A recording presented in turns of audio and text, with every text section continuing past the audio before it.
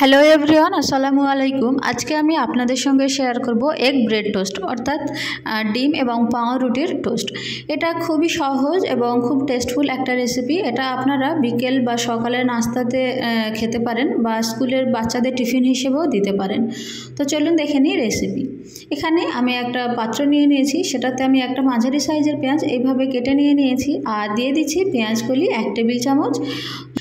কাঁচা লঙ্কা কুচে নিয়ে নিয়েছি আমি দুটো কাঁচা লঙ্কা নিয়েছি আর ধনেপাতা নিচ্ছি আমি 1/2 কাপ। আমি এটা খুব ভালোভাবে একদম কুচে নিয়েছি। এখন আমি দেব বেসন 1/2 কাপ। এরপরে আমি দেব আদা এবং রসুন বাটা।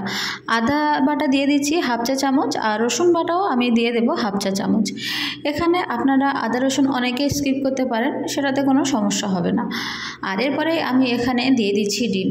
আমি এখানে একটা ডিম দিয়ে দিলাম আর লবণ দিচ্ছি স্বাদ মতো। আপনারা নিজেদের স্বাদ মতোই লবণটা দেবেন। এখন আমি দিয়ে দিচ্ছি জিরে গুঁড়ো 1/2 চা চামচ, ধনিয়া গুঁড়ো 1/2 চা চামচ। আর এখন দেব আমি জল আমি এখানে দিয়ে দিচ্ছি 1/2 কাপের মতোই জল দিয়েছি। দিয়ে এটা ভালোভাবে আমি মিক্স করে নেব। আপনারা একটু বুঝে জল দেবেন, আপনাদের যতটা জলের প্রয়োজন হবে সেই অনুযায়ী জলটা দেবেন। ব্যাটারটা আমি খুব বেশি পরিমাণে একদম পাতলা করব না বা খুব বেশি মোটাও হবে না, একটু মাঝারি হবে। তো এইভাবে আমি খুব ভালোভাবে নেড়ে নিচ্ছি আর মিক্স করে নিচ্ছি সবগুলো একসঙ্গে, দেখা পাচ্ছেন। আর এইভাবে এই হলো আমার ব্যাটারটা। আর এরপরে আমি নিয়ে নেব কিছু স্লাইস রুটি। আমি এখানে এই স্লাইস ব্রেডগুলো নিয়ে নিয়েছি এইভাবে। আর দেখা পাচ্ছেন আমি কিভাবে মাঝ থেকে কেটে নিচ্ছি। আমি এইভাবে কোনাকুনিভাবে মাঝ থেকে কেটে নেব। আপনারা এই শেপ দিয়েই কাটবেন, তাহলে দেখতে খুব সুন্দর হবে আর ধরতেও বেশ সুবিধা হবে। এখন আমি এটার উপরে যে ব্যাটারটা তৈরি করেছিলাম সেই ব্যাটারটা একদম ভালোভাবে মাখিয়ে নেব।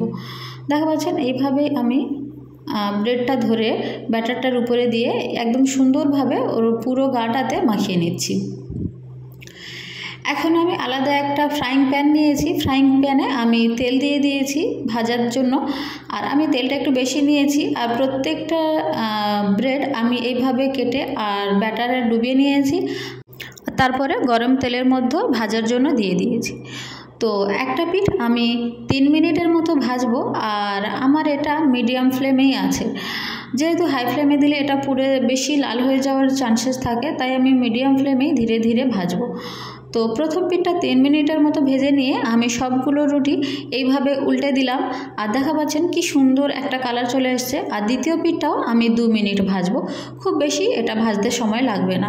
এটা খুব সহজেই তৈরি হয়ে যায় আর খেতে খুব টেস্টফুল। আপনারা হয়তো বুঝতে পারছেন না কতটা টেস্টফুল, যখন তৈরি করে নেবেন দেখবেন এটা খুব সহজে আর কম উপকরণের মধ্যে অনেক টেস্টফুল একটা রেসিপি। তো তৈরি হয়ে গেল আমার এগ ব্রেড টোস্ট। এই ছিল আমার আজকের রেসিপি। আর আপনারা সবাই বাড়িতে এটা তৈরি করে দেখবেন, এটা খেতে ভালো লাগবে। আর বাড়িতে যদি মেহমান আসে দিতে পারেন, আর বাচ্চা থাকলে বাচ্চাদের স্কুলের টিফিন হিসেবেও এটা দিতে পারেন। এবার বাকি যে ব্রেডগুলো বেঁচে ছিল আমি সেইগুলো সেম ওয়েতে একদম ভেজে নেব। আগেরগুলো আমি যেভাবে ভেজেছি সেইভাবেই ভেজে নিচ্ছি।